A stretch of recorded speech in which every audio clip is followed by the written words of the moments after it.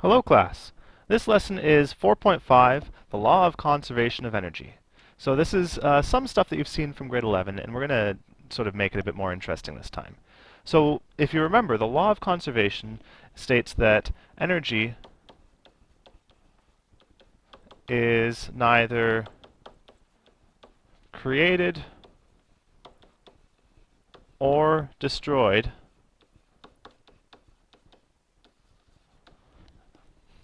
it only changes form.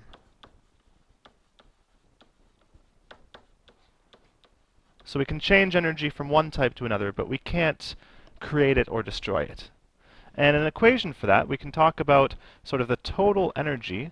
We can talk about the final total energy is equal to the initial total energy for any closed system here.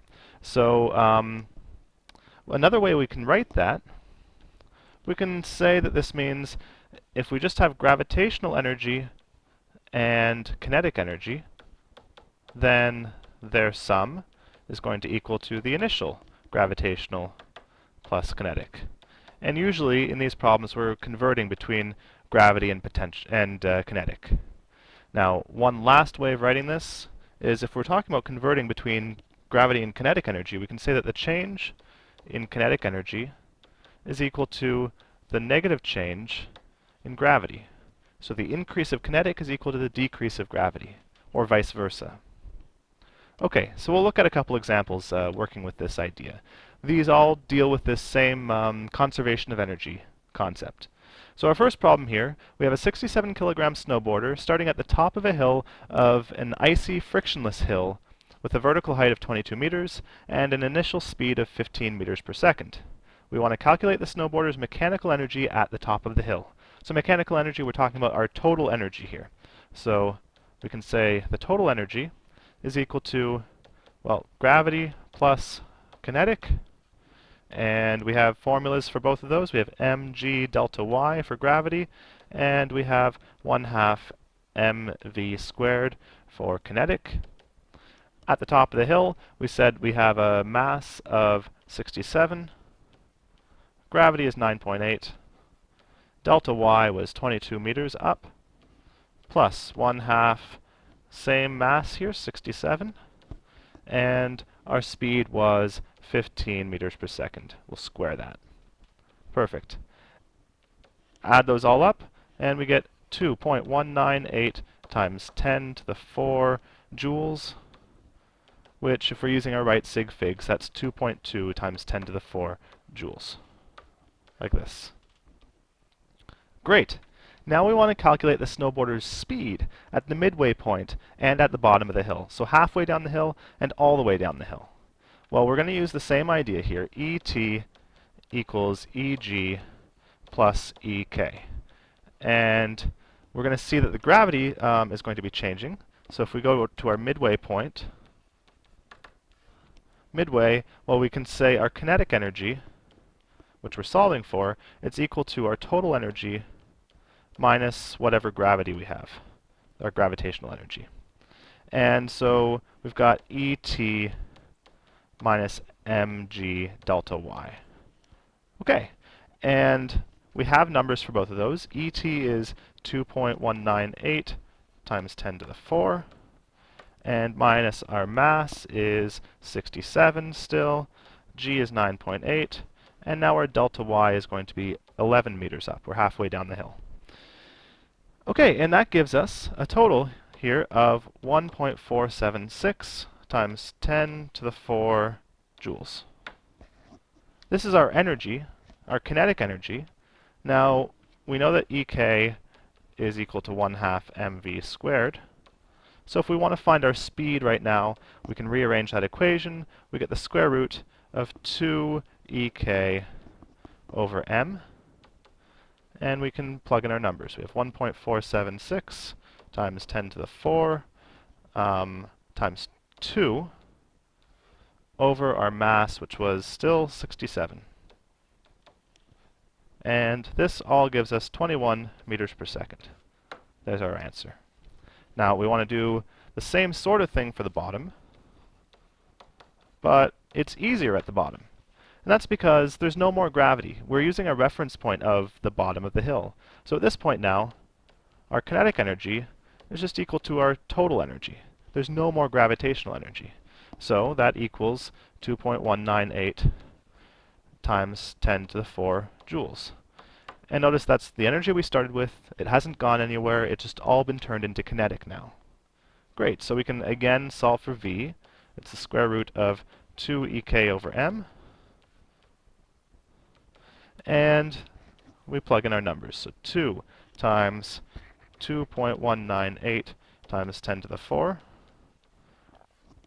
all over 67 kilograms. It gives us 26 meters per second, and we're done that part of the problem. So the very last part says, describe the energy transformation that occurs as the snowboarder moves down the hill. Well, we've been converting gravity into kinetic, right? So I can just write Eg to Ek. That is more than enough for me. That tells me we're converting gravity to kinetic energy. Perfect. We can turn to the next page. So we have another problem here. In this one, we're going to do a couple different ways of solving. I mean, we're going to solve it once, but I'm going to use a sort of different technique that you might not understand right away. So we'll see how that goes. So to begin with, we want to say, I'll read the question. It says a 0.45 kilogram bullfrog jumps with an initial speed of 6.2 meters per second at an angle of 49 degrees above the horizontal. Assume that energy losses due to air resistance are negligible. And we want to calculate the maximum height of the bullfrog's jump. Now, this is just a projectile motion question, and you could solve this using your old projectile motion equations. But we're going to look at how to do this with energy instead. And to start with, we're going to say, well, the bullfrog is going up, so it's gaining some gravitational energy. So I'm going to say that the change in the gravitational energy is going to equal the loss in the kinetic energy. We had that on the first page. We said that one change is equal to the other. I'm just converting between these two. Okay, so that's good. We can spell these out. We can say that delta Eg, this is equal to delta mg delta y, and that's equal to negative 1/2 m vf squared minus vi squared. Right, this is our change in kinetic energy. Kinetic energy is 1/2 mv squared, so I'm looking at 1/2 mvf squared minus 1/2 mvi squared. Good. So this is our equation we can work with, and if we want to solve for delta y, well, we can just rearrange this guy. Delta y equals, you notice that the masses here cancel out, so we get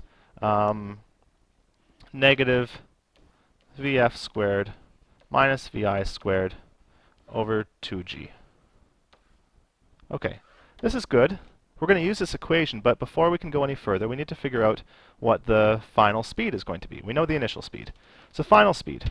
Well, the final speed is going to equal to the initial x speed. Why? This is because Vx is constant. Right, we're jumping up with some horizontal speed and some vertical speed, and we're accelerating downwards, but our horizontal speed is constant. It's not changing. So at the top of our hill, at the top of the jump, I'm not going up, I'm not going down. So Vy is equal to 0, and so at the top, Vy equals 0. So at the top, we only have our x motion, so we can say that Vf equals Vix. That's what we've got here. So we need to figure out the initial x velocity. So this was 6.2 meters per second times our cosine of 49 degrees. That's how we get our horizontal component. And this gives us 4.07 meters per second. So now we can plug that into our equation for delta y. Delta y equals negative. And we've got our final speed is 4.07. We square it, minus our initial speed was 6.2, and we'll square it all over 2 times 9.8. Okay, and this all gives us a delta y of 1.1 meters.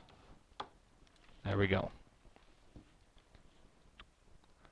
So the only tricky thing about that, I think, was really just recognizing what the final speed has to be. Good. Now, we'll do part B here. It says calculate the components of the bullfrog's velocity when it first reaches a height of 0.82 meters.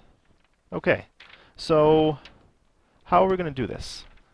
What I want to say is that there's a neat thing about kinetic energy. Remember we said that kinetic energy is a scalar, right? We said something like Ek is equal to 1/2 mv squared, right? If I want to break v into its x pieces and its y pieces, well, if I draw a little picture over here, we've got v, vy, vx, and you know that v squared is equal to vx squared plus vy squared. So in my equation here for kinetic energy, 1/2 mv squared, this is equal to 1/2 m vx squared plus vy squared, right? Which is just to say that it's 1/2 m vx squared plus 1/2 m vy squared. You see that we have kinetic energy from the x and kinetic energy from the y. So really I could say, whoops, really I could say here that this is equal to the kinetic energy from my x plus the kinetic energy from the y. And this is going to be useful, this idea that we can just break our kinetic energy into x and y. The kinetic energy in the x is staying the same. So we want the components of the velocity at this final point. Well, we know already what the x velocity is going to be. So all we're trying to do is solve the y velocity. The x stays the same the whole time. So we have our statement that delta Ek, our increase in kinetic energy, is equal to our decrease in gravitational energy.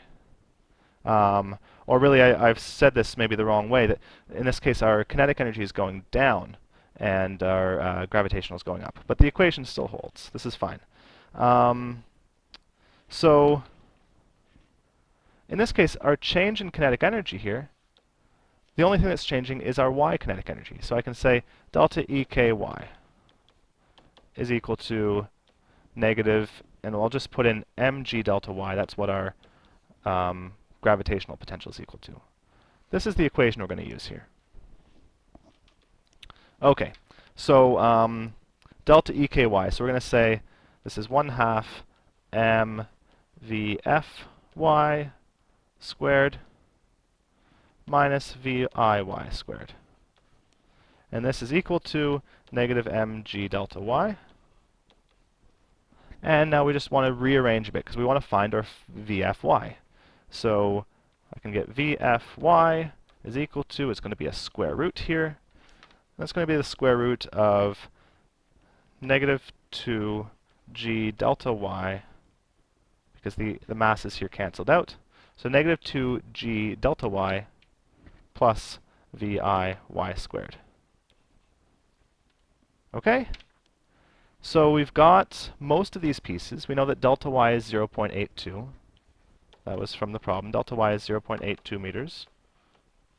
And we just need to figure out what our viy is. So viy, well, that comes from our original speed. So we had 6.2, and this is going to be the sine of 49 degrees, the angle it was jumping at. And this gives us 4.68 meters per second. Okay, and now we have everything we need to find our final y. Vfy is equal to the square root of negative 2. G is 9.8. Delta y is 0.82 plus, and now we have viy squared, so 4.68 squared.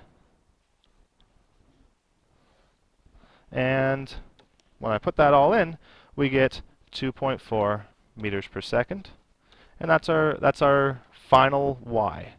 And since it asks for both components, we'll put in the final x as well. Vfx, well, we know that's the same as it always was. The x didn't change, so that's equal to 4.07 meters per second. We had that from the first problem already. And there you go. Those are the components at the end. So that's how we can use energy to solve this problem. I'll point out that for both of these, there's any number of ways of solving this problem. I've shown you one that I think is neat, and I hope it makes sense to you. If it doesn't, try doing it another way and see if you can get it to make sense using your own method. Really, if you stick with the conservation of energy, you should be able to get the answer no matter what sort of process you use. Okay, we'll look at the last page here, which is a short page.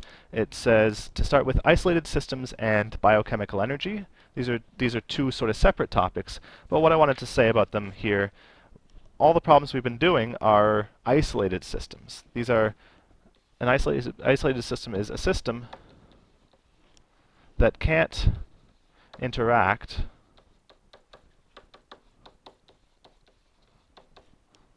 or exchange energy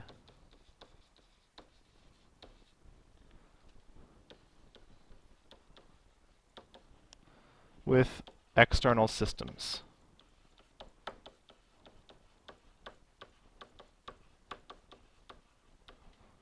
And another phrase we have for this, we call them closed systems. But the correct term is an isolated system. You might hear me say closed system, though. I find that's an easier term. So the other system that we have here is an open system. That is a system that can interact with external systems.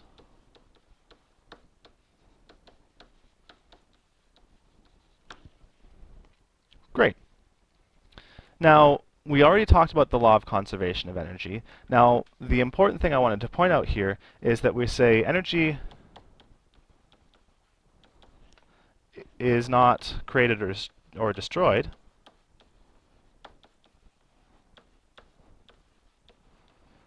That's our law of conservation, but it's important that it only applies in an isolated system.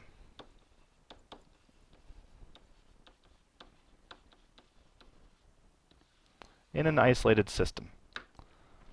Because if you have an open system that's getting energy from the outside world, well, then you're getting energy in, so energy can appear out of those outside systems.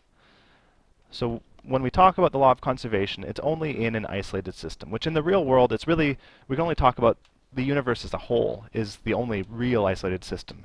But in practice, we can talk about sort of an area, we can close things down so that they're basically isolated. Okay, last thing here is that biochemical energy, just so you know that this is another type of energy, it's chemical energy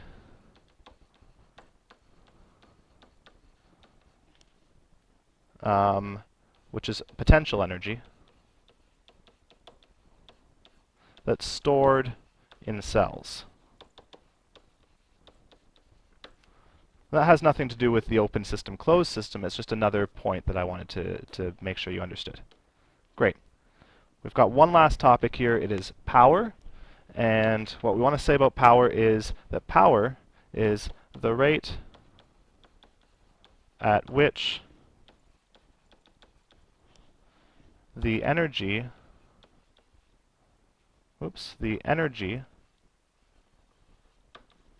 of an open system changes. Okay, so if we have an open system, we can do work on that open system and cause its energy to change. So we're really talking about how quickly we're doing work on a system, and our equation is P is equal to W over T, where our units, we have units of watts, which is the letter W here. Units of watts. Good. We'll do one problem with power. It says a car accelerates from rest to a speed of 27.8 meters per second in 7.7 seconds. The mass of the car is 1.1 times 10 to the 3 kilograms. Ignoring friction, determine how much power the car requires. Well, we use our equation, P is equal to W over T. And you know W is equal to the change in kinetic energy, which is 1/2 mv squared. Okay? In this case, just 1/2 mv squared because we're starting at rest. We've got a final speed, so our kinetic energy is from 0 up to this final. So we can put in our numbers. 1/2, our mass is 1.1 times 10 to the 3 kilograms, and V was 27.8 meters per second. We'll square it. This gives us 4.251 times 10 to the 5 joules. And then our power is, well, it's work over time. So 4.251 times 10 to the 5 over how many seconds we had? 7.7 seconds. And this gives us 5.5 times 10 to the 4 watts. That's how you do power problems. That's it. The homework's at the bottom there. Good luck.